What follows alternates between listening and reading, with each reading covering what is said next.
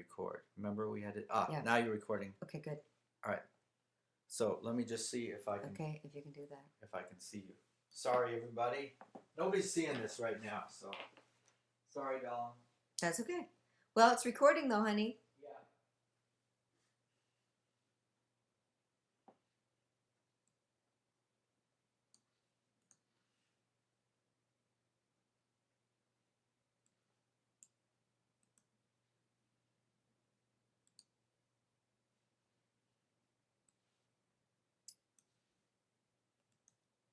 Okay.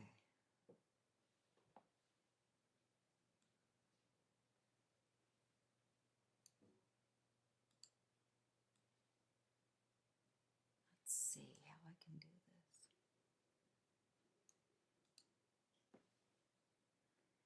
Yes, I can. Yes, I can.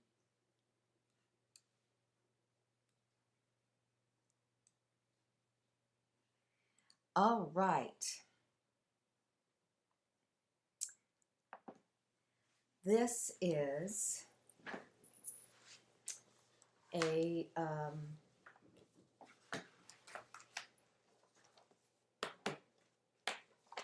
this is a broadcast tonight. Welcome everybody, my live Q&A broadcast. I'm Heather Carlisle. Welcome. I'm Heather Carlisle. This is my live Q&A broadcast. And tonight's topic is my lifestyle design guide. And if you were able to download your handout for tonight, you will see that there's a cover. It looks like that. This is the man's version of the lifestyle design guide. And this is the woman's version of the lifestyle design guide. And tonight I have a self-assessment for you. And this is a way of looking at all of the dimensions of what creates a healthy, happy lifestyle so that you can check in and see how many of them you have, the quality that you assess each one of them has, and then look at which areas you like, which areas you want to improve, and then begin to set your goals for those areas. So this is the handout that says assess the quality of your lifestyle, and this is the key because this shows you which of these areas you're doing great, which of them you want to improve. So there are 18 building blocks of a healthy lifestyle. Now, you know, we tend to think lifestyle just in general, and I wanted to be able to say exactly something about the important things in life to make sure that you don't miss any of them. You probably have lots of them already. And yet they're, usually when I have people do this self-assessment, they'll, oh, I forgot about that one. Or, oh, I didn't even know that was important. Or, no wonder, this is missing and that's why I'm bored or I'm dissatisfied, or this is okay but it's not enough. So tonight this assessment that helps you ask all the questions of yourself. It's 5 pages long and it has 45 questions. And each one of these questions you want to assess and score for yourself 1 to 5. Whether 1 means don't have it, or 5, I'm doing great. So let me walk you through this.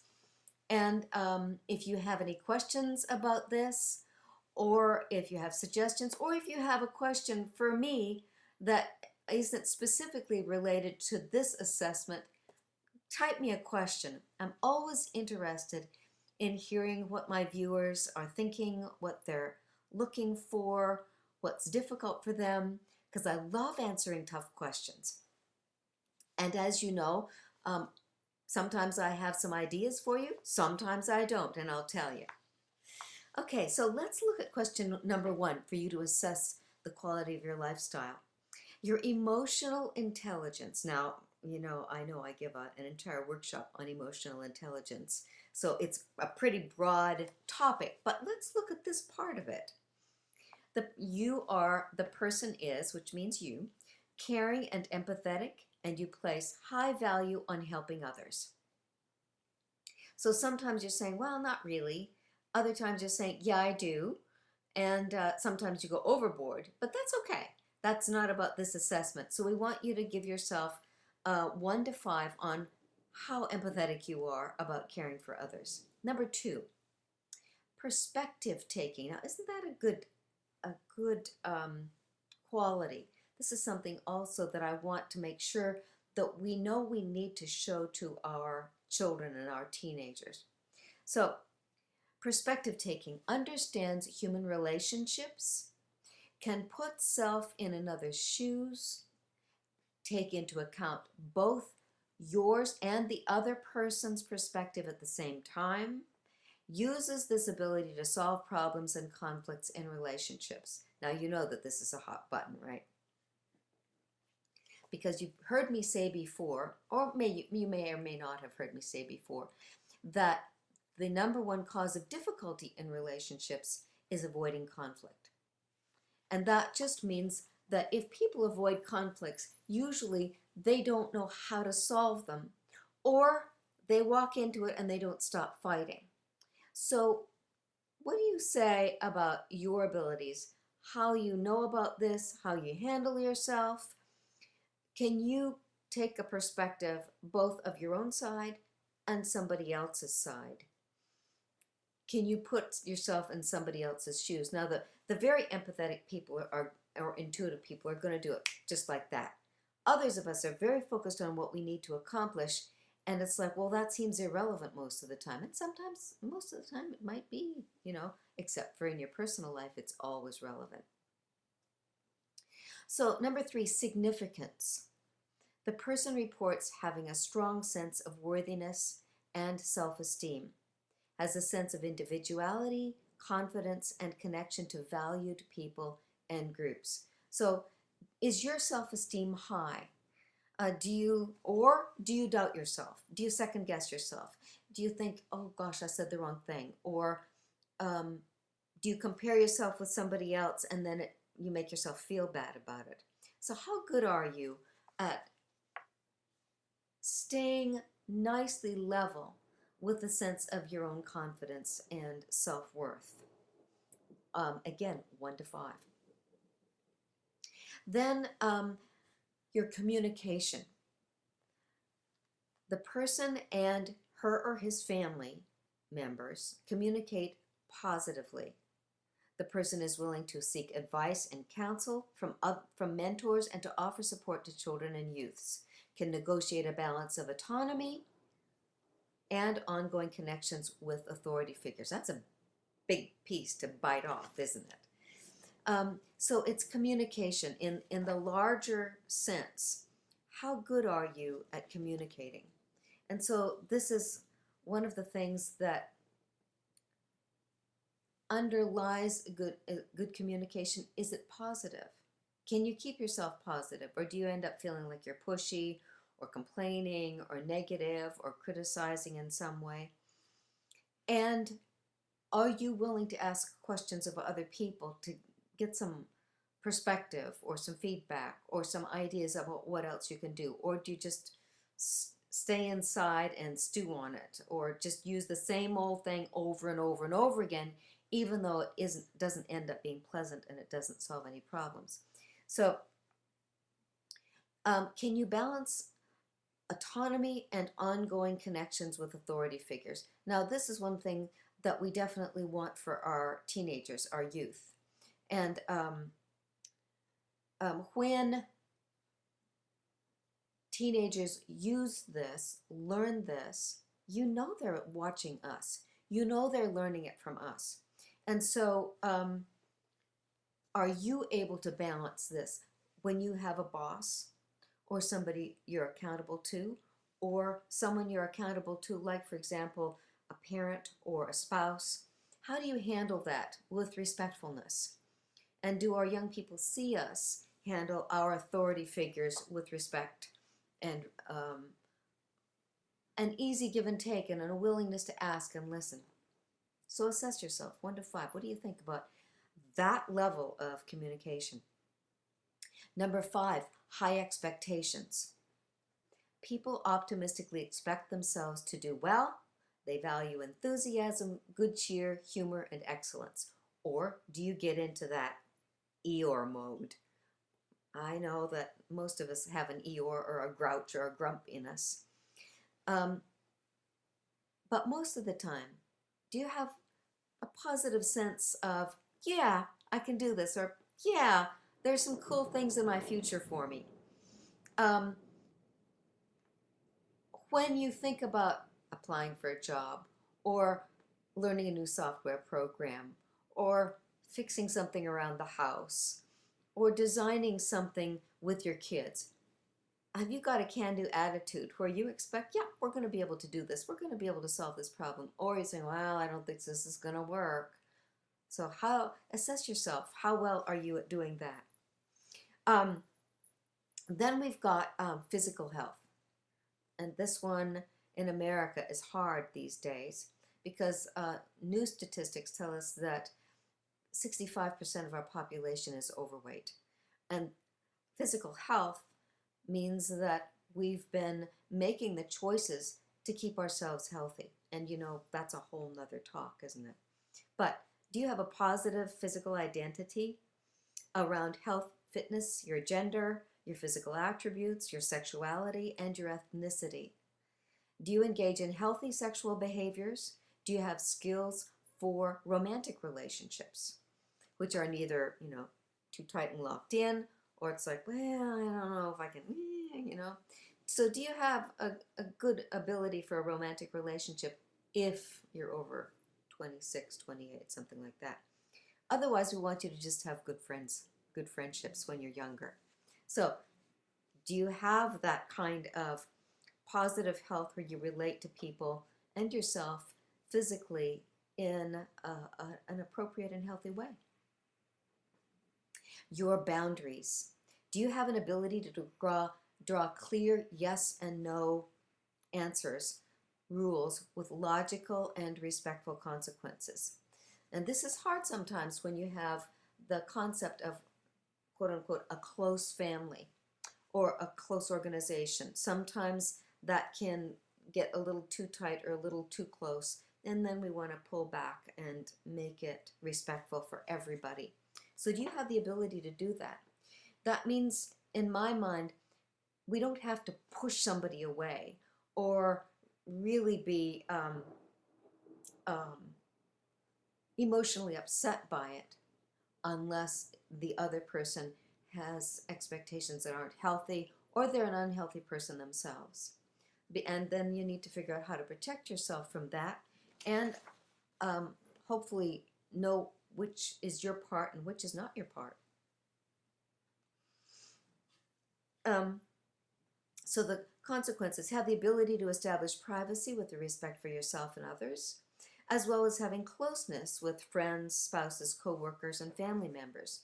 So boundaries is about how can you be close in an appropriate way, and can you be private in an appropriate way? What would you give yourself, 1 to 5? Thinking skills. What are your thinking skills like? Do you apply abstract thinking? Do you consider possibilities, try hypotheses, think ahead, think about thinking, construct your own philosophies? Now, this probably we don't ordinarily do unless we're studying in a class or we're having a philosophical conversation with a dear friend who is developed in that way, who is philosophical, who wants to think about thinking. Do you have somebody that you can communicate with or chat about this with them? So your thinking skills.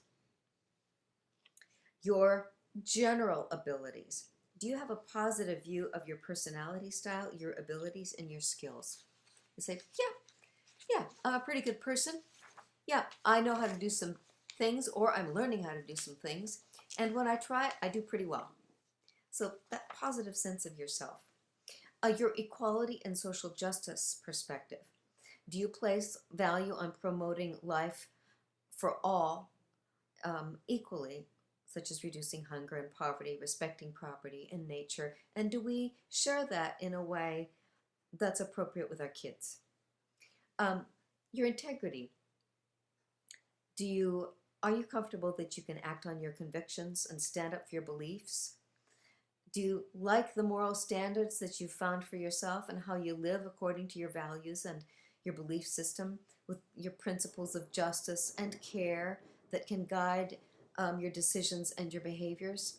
That's a big thing I just said, isn't it? It has to do with almost having a personal credo, or sometimes you get it from your religious affiliation. Sometimes you get it from talking with your parents and how they live. Sometimes you actually write it down for yourself. It depends on if you're thinking about solidifying this for yourself. Oftentimes there's a place in life where it's a quest. It comes to the surface. And I remember I used to do grief recovery groups for some years. And oftentimes in a grief recovery group, a sense of longing or seeking a spirituality, or what is your credo, or the values and the beliefs that you hold true and by which you live, that would come to the surface. And it was a beautiful thing watching people go deep inside and examine what they lived true to. And oftentimes it sent them on a deeper spiritual quest. It sent them back to their religious home at a different level. So sometimes, and as I mentioned in the very beginning, all of these 18 building blocks for a healthy lifestyle are important. And some are more important at certain times of your life than others are. Sometimes you've already developed that, or sometimes you've already developed that and it will reappear when you get older, or when your kids get older, or if something changes in your life. So I like to remind us to make friends with life, to make friends with ourselves and our lifestyle, so that we watch it move almost like music moves through time. Our lifestyle moves through time.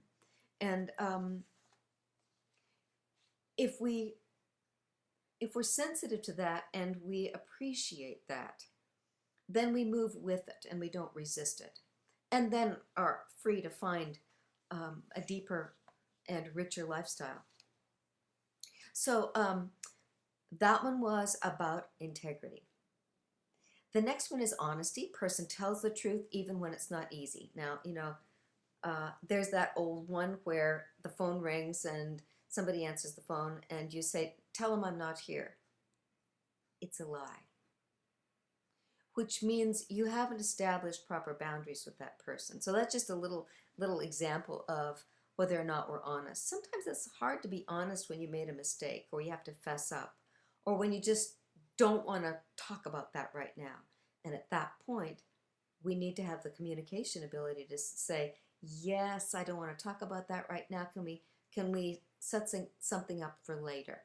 So that you're honest, open, and easy in the saddle with something like that. What would you give yourself? 1 to 5. Your responsibility. A person accepts and takes personal responsibility, and you and I know that that's all over the map for all different kinds of responsibilities. But in general, what would you say you give yourself? I know sometimes I avoid emails. It's like I shouldn't do that because so much of it is junk, And sometimes I feel like maybe I need to be a bit more responsible with that. It's a new thing in life, for somebody as old as me. Your personal power. This is your question number 14. The person feels he or she has control over things that happen to me. And if we don't feel as if we have control over things that happen to us, then we have a sense of being a victim or being victimized. But sometimes that's true. Sometimes a tragedy strikes that you have no control over. However, in the larger sense of life, are you connected with a sense of I have some choices and that I can control myself or the decisions, how I respond to the things that quote unquote happen to me. Okay, number 15, achievement motivation. Are you motivated to do well? Most of us are. However, roles and responsibilities meet expectations regarding commitment to family, work, community, and citizenship.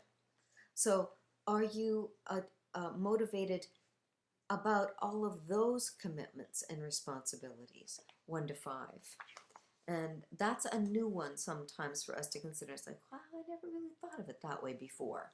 And so we want to think about it and put it on the list of things to consider in terms of the goals that you want to set for today or next year or down the road.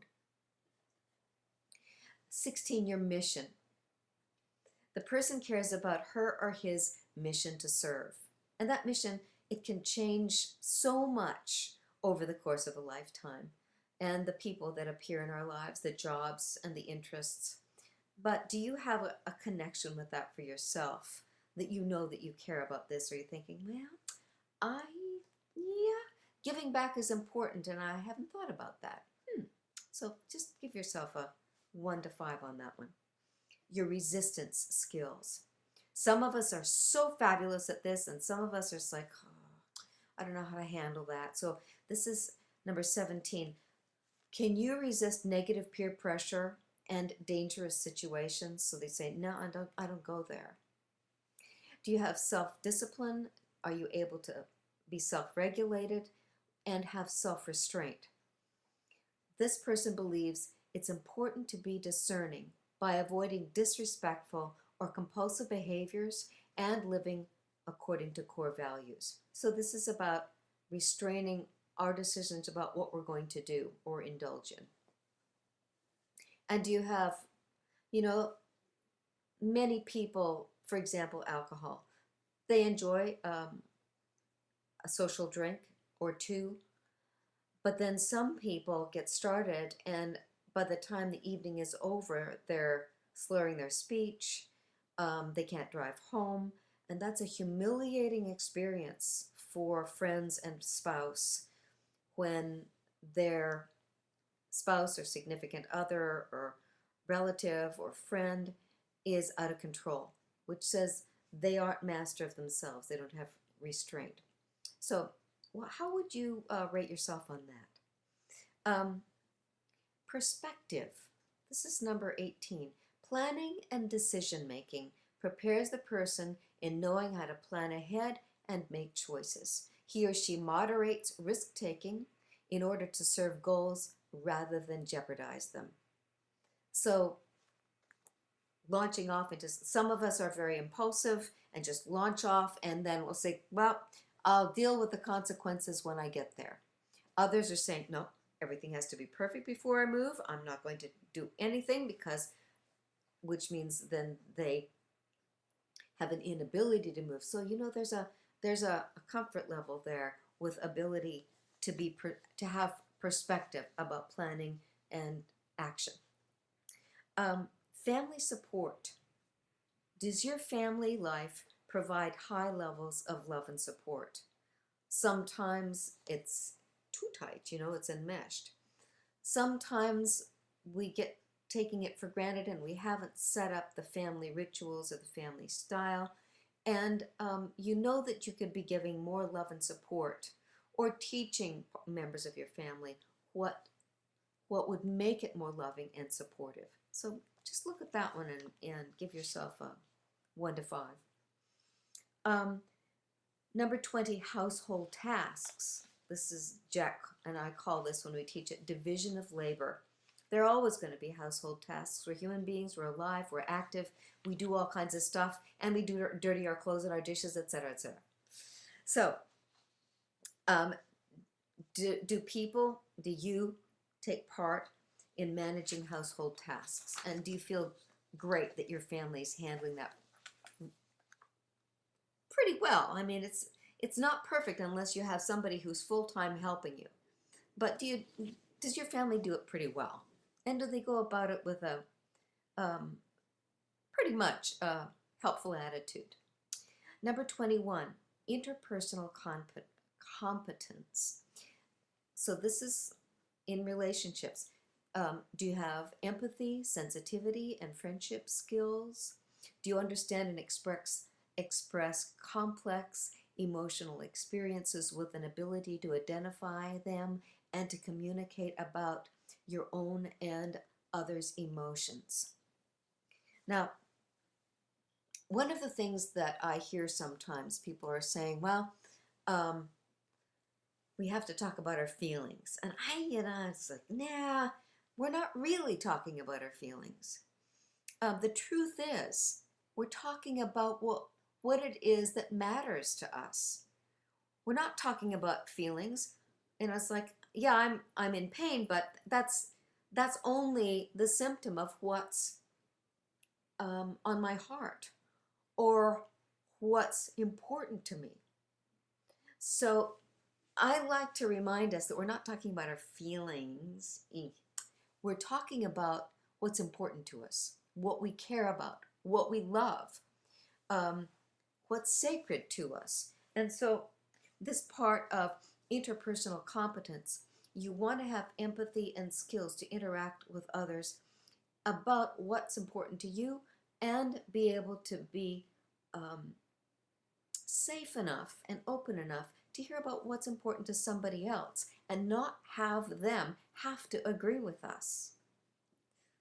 We catch ourselves sometimes, don't we? Trying to sell other people to think the way we do. Okay, 22, avocations, activities, and hobbies. So here's one for you to check in on. Do you spend 3 or more hours per week in sports, clubs, organizations, with children, or in the community? Some way where you connect with an organization of good folks doing something that's good. And it could be a hobby where you just love carving, or I think I'll just have them leave a message. A hobby where it's a personal expression, or something that you love to do because it makes a difference for somebody else. So we want you to grade yourself 1 to 5. What do you think? Do you spend 3 or more hours a week doing that kind of activity with other people outside of your home? Or if you have a study group inside your home? One of the things that is very special to me, I joined a writer's ring a couple of years ago, where a few of us who are writers, and all of us, of course, are writing very different things. And so we meet once a month and share some of our writing, share some of our blocks, encourage each other, get inspired by watching what somebody else is doing, and they're inspired by what we're doing. So that's one of my answers to that particular need in my life. And I treasure that. There are other things that I do as well.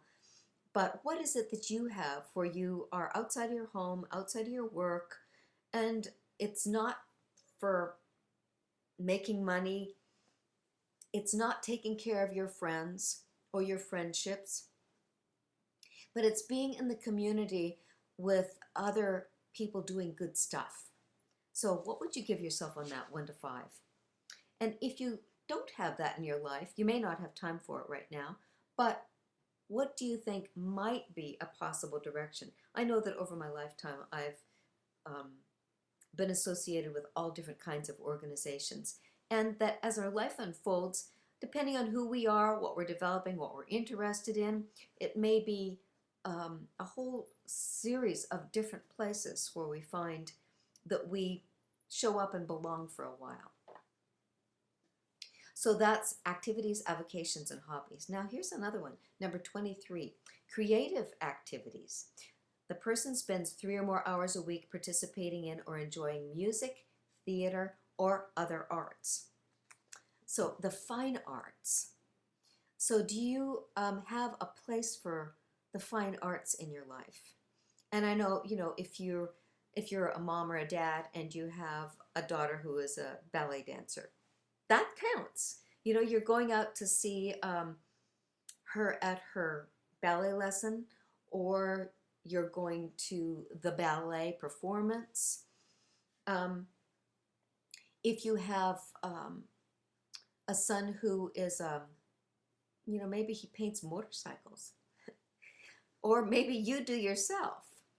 Um, this may mean that you're doing this with other people, but it's participating in or enjoying. So it may be just by yourself, and some kind of a creative activity.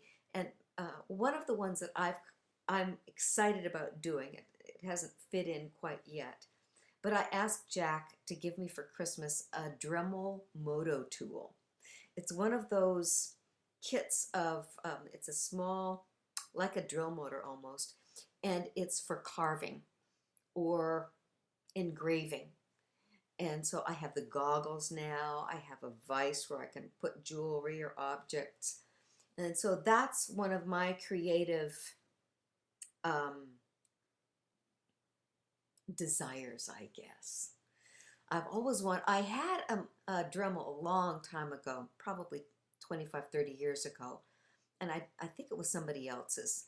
But I've learned how to use it and what cool stuff you could do with it. I think it was when I was living in California. Anyway, I have one, and that's one of the things that I do to answer that particular question. What is it that you do or would like to do? 24, your spiritual community. The person spends 1 or more hours per week in activities of spiritual or religious participation or practice. And so 1 or more hours per week. Now that's not a lot. It may mean reading a spiritual piece of writing. It may mean meditation. It may mean prayer. It may mean going to church or temple. It may mean going to some kind of a class where you're studying a certain spiritual philosophy, or going to yoga. Just 1 hour a week in spiritual practice. Sometimes, you know, the way I journal, the way I write in my journal, is for me a spiritual practice. Sometimes it's writing a prayer. I start journaling and ends up I'm talking to God. So 1 hour a week, your spiritual practice. 25, education. Person is actively engaged in lifelong learning. Well, that is always delicious, in our times at any rate. I've taken to this wonderful little practice of my own, and I'll have to show you my dear friend here. This is my dear little friend, my laptop. So my laptop will go with me into the kitchen, by the ironing board, where I'm doing a hobby or a repetitive task, and I love TED. You know about TED, TED.com? Wonderful people give just 5 to 20-minute talks on meaningful topics of things that are valuable information. And that's one of the ways I keep my lifelong learning going continually, is I love to listen to TED Talks. Not all the time, but every once in a while, I just want it, kind of like a brain vitamin, you know? So lifelong learning, what would you give yourself on that? Education. And then 26, learning for pleasure. Person pursues something new for pleasure regularly. Something that's just flat out fun. You know, that's delicious, that's yummy. And that you go and do because you makes you smile, makes your eyes shine. You really enjoy it. What is it that you do that's kind of puts a twinkle in your eye? I have a dear friend, and she's connected with the animal community and helps communicate with, support, actually foster dogs. and I don't know about you, but most people, having a dog around or encountering dogs is completely pleasure. It's fun. I mean, tail wagging fun, right? So, do you have something like that that comes into your life that's just for pleasure, or do you go out and get it? We all need um, that little treat that raises our endorphins, our serotonin, and all those good stuff that happens when we have a smile on our face that just comes right from the soul. Okay, um, number 27 is work-life balance. Do you balance time among your home, your work, and your recreation? And you know, sometimes it's not balanced, and that's okay. Sometimes you're focusing, like Jack has been doing recently, focusing just relentlessly on creating a new website. Well, he hasn't definitely had time for this, this, and this. But when he does, quote unquote, as he says, come up for air or chill, take a break, he's really good at that too. Now, we're older and wiser, so I think, and we also help each other do that. He helps me chill and I help him chill. So, how would you assess yourself 1 to 5 on that? Making sure you've got everything in your life and you're not just a workaholic or just somebody who watches TV or something all the time. 28, your cultural competence. Do you have a knowledge of and a comfort with people of different cultural, racial, ethnic backgrounds? Which means, are you open-minded about that? And, you know, not necessarily completely just carte blanche either, but to really enjoy people from other cultures. I was in my aerobics class this morning and I was asking, okay, I know how you say it in French, I know how you say it in Spanish. How do you say it in Italian again? Because there's somebody in my class who lives in Italy part of the time.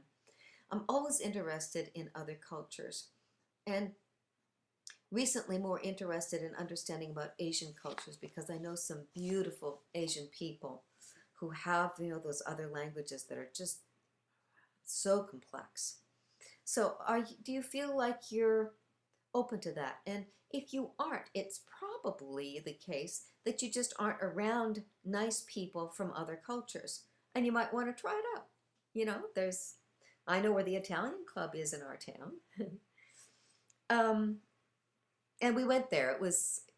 I learned some things and it was really fun, you know?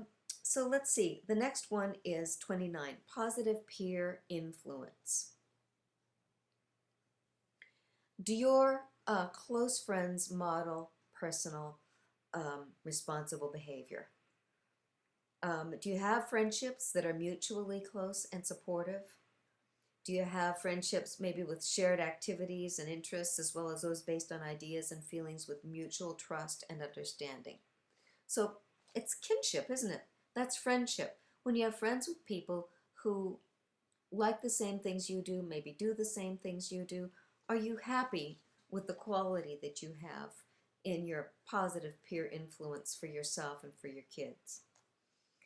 Other relationships. Do you receive support from 3 or more peers? And usually that means your friends. Sometimes it means your neighbors, your mentors, your family members. How do you rate yourself on that one? And 31, your role models. What are your mentors, heroes, colleagues, and associates in terms of how they model positive and responsible behavior? And sometimes as life unfolds, oftentimes as life unfolds, we have a certain group of friends or associates or colleagues whom we like, and then life goes forward and we're in a new world, we've learned new things. We actually have changed the things that are fun or the things that are meaningful to us in our work. And we encounter new friends. So if we were to keep the whole panoply of friends, we wouldn't have time for all of them. So that means that the natural unfoldment is that If there are some people in our past, we leave them behind for the new ones. And then we leave them behind for the new ones. Not that we push them away, not that we discount them, not that we devalue them. It's just that life's journey has our paths being parallel or separating. And are you okay with that? Can you handle that? Or are there people who want to grab on tight to you and not let you go because they're too needy? And that's not healthy either, is it? So, do you have mentors, heroes, colleagues, associates which model positive, responsible behavior? Because they inspire us, they call us to our higher level of who we are. And I like to think that all of us have someone in our environment, whether or not we've made them a role model, that is ahead of us, that is senior to us, that is more advanced than we are. We thrive with somebody that's out there in front of us. And oftentimes the fastest way to connect with people like that are books of biographies or autobiographies. And do you have some of those books around you? The people who inspire you, who have done wonderful things that we admire. I like the TED Talks for that too. YouTube videos are great as well. I know Jack listens to some of the greatest composers and conductors of our time just on YouTube. Number 32, your community. Do you experience respect from and for your support system? And do you have a good support system? Have you built that? Have you invited that and built that? Your positive work climate. Does your work provide a respectful, encouraging environment? And if it doesn't, are you able to change it, or are you able to walk away from it and find a better work environment? And I know some people have a very hard time doing that. Sometimes we're very afraid to leave a job thinking there isn't another better one somewhere else. There is. And I encourage you, if you're having a hard time where you're working and you're not being treated properly, begin the process of researching and getting more specific information so that you know where to go to start an interviewing process, or to discovering somewhere where you're going to be treated with respect at work. 34, your support for work. Do your friends, family, the support system that you have personally, do they support you on your job, or do they support you on your success at work? And if there's a family member who doesn't, then don't listen to them. And try not to bring that topic up when you're around them, because you need all the support you can get. You don't need somebody pulling down your energy or taking away from what you need to be responsible for. Let's see here. Number 35, your work boundaries. Does your workplace provide accountability, clear rules, and consequences? And some workplaces don't do that. They don't even provide job descriptions. It's very difficult to work under those circumstances because it's not properly, delineated. The corporation or the company isn't set up professionally so that people can succeed. So you want to look at that. Neighborhood boundaries. Do your friends, community, and neighbors take responsibility for a decent neighborhood? And if they don't, I would say it's time for you to consider a different neighborhood, which may take a while, may take months or a couple of years, but if it doesn't support good quality for you, that's not right. Not in our country anyway. Okay, your community role. This is number 37. Do you perceive that your community service is valued? And sometimes there are places where we give, but we're taken for granted. And that means if you're serving, doing something you think is meaningful, and you're kind of invisible or you're not respected, then that's pulling away. It's not a good lifestyle choice, dear. And that means find a place where you're appreciated and people are thankful for your presence and for your help. Jack and I are on a board, the Board of Voices of Change, and it's one of the joys of my life. We have 14 people on our board, and my goodness, our board meetings are absolutely fun because we all are passionate about Voices of Change, and we're all very different people. We're all verbal and respectful for not only the organization but towards each other. That's I'm lucky that I've been able to associate myself with something that I esteem so highly. So I know that my community service is valued, and I value the service of my fellow board members. So is your community service valued? And if it isn't, time for you to look for something better. Your community service, do you take a useful role in your community? As we described, and of course those two are related, aren't they? 39, service to others. Do you serve in the community 1 hour or more per week? And 1 hour is not much, is it? But when you have kids, sometimes that community service is maybe you're a coach and it's not specifically apart from your kids or your family. It comes through your lifestyle and through your family, how you do your community service. Do you have something that fits that bill for you so that you have that dimension in your life? Or maybe it isn't there now and there isn't time for it, but you've got something on your list that you would like to do in the future or that you did in the past. Okay. Number 40, your safety at home. This is pretty basic, isn't it? Do you feel safe at home? Do your kids feel safe at home? And sometimes that's physical safety in terms of it's a bad neighborhood or the neighborhood is going downhill. Have there been bad things happen in your neighborhood?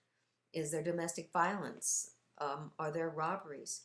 Or do you feel safe in your home that your utilities work properly? And have you ever missed paying your bills so that the water or the light was turned off? That's really bad. It says that you forgot to pay attention to something that's really important. Or safe at home sometimes means emotionally safe. Have you got too much conflict?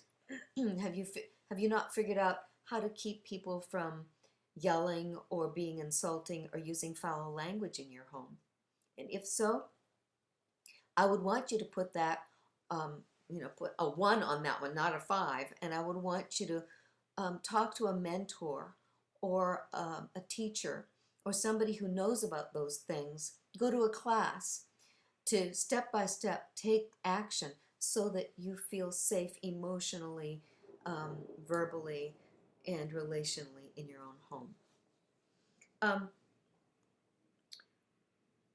Number 41, safe at work. Are you safe at work in all of those ways? Are you safe in your own neighborhood? And that relates also to, your community there. 43, this is a deeper thing. Purposeful. Do you have an optimistic view of your personal future? And do you report that my life has a purpose? I know that all of us have a purpose. And if right now you feel like your life doesn't have a purpose, then there's something you need to make friends with to get clear on that, because I don't think we want to put that one off to someday. I think every day. And this is part of those 9 habits of a healthy lifestyle that come from National Geographic's Blue Spots on the Planet Earth. That every day we need to have a sense of purpose. That's not something you put off or something that you used to have. Every day, in order for us to feel healthy, we need to have a sense of there's a reason why I'm here and why I'm getting up in the morning and I know what I need to do today and what I want to do today because it has meaning. So that one's critically important. I want you to be able to put a 4 or 5 on that one. And if you don't, sweetie, it's time for you to think about what it is you're already doing that has a meaning and reframing that, or deciding that there's something that you need to act on to make sure you have meaning in your life. Sometimes it means calling your grandchildren um, that day, or just doing some simple thing. You know, if you're an older person, that day the meaningful thing that you do is you create dinner that's a um, healthy source of nutrition for your spouse or your family. It doesn't have to be a big deal, like not like you're inventing the next rocket ship, but something that you know is meaningful to life. Number 44, conflict resolution. So, do you have planning, decision making, and conflict resolution ability? It prepares you for moderate risk taking to serve goals rather than jeopardize them. So, how many people lie or pull back or avoid taking the risks that they need to for quality of life because they're avoiding a conflict or because they're afraid of a conflict? So, you want to be able to seek to resolve conflict nonviolently. And, you know, that's a simple thing for me to say. Sometimes there are old patterns in your family, your past, your neighbors, your friends, where conflict is inevitably aggressive, where disagreements don't go anywhere that's about understanding or listening or respect. So, are you able to resolve conflicts successfully, non-violently? Sometimes the people in your life can't or won't do that. And unless it's an intimate, a spouse or one of your children or one of your parents, it's not perhaps your responsibility to change that, but you can change yourself. So, do you have the ability to resolve conflicts non-violently? And non-violently means not physically, not with yelling, not with manipulation, not throwing one of those tantrums. You know, the 5 tantrums that I teach. First of all is helper, trying to please everybody and be a doormat. Second is the person that whines and say, "Well, I can't do it," and kind of backing down and complaining and playing martyr. The person who just gets quiet, won't talk, and leaves. The person who just goes and is grouchy and hateful and resentful. Or the person who yells and screams, breaks things. So we don't want you to throw those tantrums. We want you to be able to say, this is a problem. I'm going to figure out what I need to do, what my part in this is, so that I can help solve it. And then the last one. Number 45, emotional mastery. What would you give yourself on this one? Understands and manages emotions and feelings with an ability to grieve and heal. Instead of feeling powerless, frustrated, or angry, uses outrage to solve problems, which means you don't shut yourself down. You know how to grieve and heal. Oftentimes we do it in private. But do you take the time to listen to what it is that you care about so deeply that you're willing to grieve its loss and then to come back stronger and wiser? And if you don't do that, you'll end up feeling angry or frustrated or tense or blocked, and sometimes a sense of powerlessness. So instead of anger, I want us to fully possess our outrage. Our outrage is this inside us that says, no. I mean no. And when I mean no, I know for myself that I am going to do something to solve this problem. And it's not my job to emotionally manipulate somebody or to force somebody to do something. I want to look at how do I solve this problem and use the energy of my disgust or outrage or disagreement or concern to solve the problem. That means using your power for solutions and not blocking it, not avoiding it, but wielding it artfully, gracefully, wisely. So there you have it, dears. Those are the 45 self-assessment questions on how good do you deem is your lifestyle today. Now, once you finish that assessment, they coincide, those numbers coincide with this lifestyle design guide model that is along with your assessment tools today. And so the numbers for each one of the questions are here, and you get 1 to 5 points for those questions. So you would put the 1 to 5 points in each one of these, and then you're going to have on one page what you have and what you don't have. If you want the full lifestyle design guide, which helps you think that through, then this is the one for women. It helps you look at every one of those 18 building blocks and set the goals, or just write it down, and now or later create the action steps and the strategies for setting those goals. And then this is the men's version, because you know we don't want to put a yellow rose on the front of a man's, unless he wants it, of course. So the men's version is more true to how a guy thinks, because I love men and women, and I love how different they are. So thank you for tuning in tonight. Thank you for participating in my live broadcast, and I hope that this has been useful to you. I welcome and invite you to send me emails about the questions that you have for this, how it's going to work for you, and I'd love to hear your scores, what you deem, how you assess yourself and where your lifestyle is at today. Because if you do that today, it's interesting where you see in the future. I didn't expect it, put it that way.